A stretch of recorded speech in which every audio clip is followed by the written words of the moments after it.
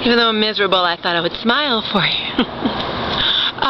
So anyway, so I'm at Spotlight, listening to music, having a good time, you know, feeling good. And like I said, I've been listening to Dark Horse and fantasizing about Chad Kroeger a little bit. Just harmless, no biggie, you know.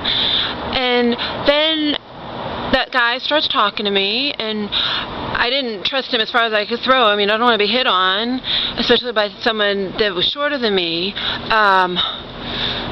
So I'm pretty sure I remember he was shorter than me. And it might not have been Ryan, but the fact is that, you know, they said celebrities were in the house. It could have been somebody just set up to talk to me. But I said, are you gay? And the guy said yes. And then I let my guard down. I started telling him a little bit about my feelings about men and how I can't even be friends with men, or they you know, you try to be friends and they want to get in your pants, and it's just a big mess. And, you know, and then how I didn't even trust men anymore because my ex, you know, psychologically abused me, and just like my dad did to me in high school. So that was that. They said celebrities in the house. I never found out who was there.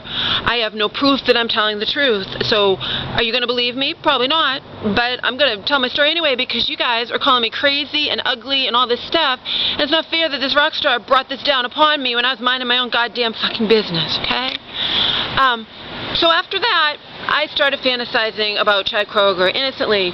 Started writing more letters to Nickelback. So what? I was never blocked. Sent him for the hell of it. Gave me something to do. It actually got me out of my depression, which was a good thing.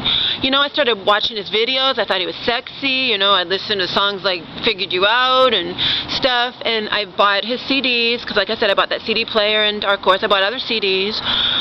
And I could relate to a lot of his songs. I put his songs on my MP3 player. I mean, I can relate, like, to a lot of the songs, you know, Already to Saving Me, and then some of the songs sounded like me, and then Believe It or Not, where you're talking about, you know, Wondering Why We're Here, because I've been obsessing about that since I was a little girl.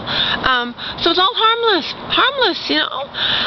I ended up going to a Nickelback concert, flying there, and I'm thinking, you know what, if this man really did write these songs for me, and maybe likes me, or maybe he's in love with me, I don't know, but in any case, I'll get to see a Nickelback concert, and nothing happened with that.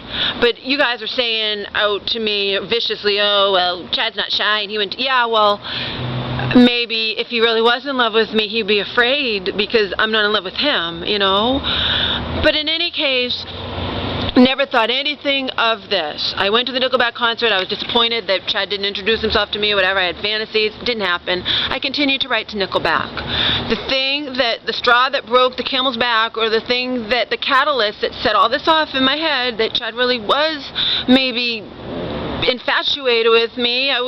Just because his songs talk about loving me, I mean, maybe infatuated, because you can write a song about anything and not really mean it, was that I told this band that I was going to be at Spotlight Bar, and I showed up there, sat down, I was loaded. I knew what the band members looked like now. Like when I still believe that was Ryan that talked to me that first time, maybe a month before or something, before I went to the concert or anything. But I know Daniel. I know Daniel. Daniel came up to me, and I was very drunk. But he came up to me and he says to me, he didn't say hi Laura or anything, but he goes, so you like vampires, huh? If he was a stranger, how would he know that? How would he know me? How would he even know anything? That was something I've written in a letter to Nickelback. So I just got my proof that they knew who I am. That was it for me. They know who I am. Chad must like me. He may not be ready, or might not think I'm ready for him to come for me, but maybe he did write those songs on Dark Horse for me because he saw me a long time ago in Alicia's world when I did have $1 million body. I don't now. I could again. I mean, I'm 9 years older, but I look and act a lot younger than I am. I mean, I get carded still sometimes.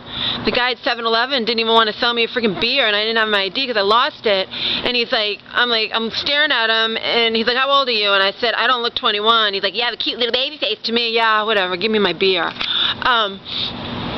So that was that. And That was the catalyst. I had also told them that I was planning on visiting my mom in Massachusetts and that I was going to sleep with my good friend Doug, who's my former lover and very generous in bed. And because I hadn't slept with anyone in a long time, I don't cheat. I had only slept with the same man for nearly 8 years, but I had got a bulging disc injury, so I actually haven't had sex as to this point because I was saving myself for Chad. What a joke. So I would be pure for him. I mean pure as in nobody else besides the same man for 8 years. I haven't had sex since, I looked up in my diary, since April 6th of 2008, so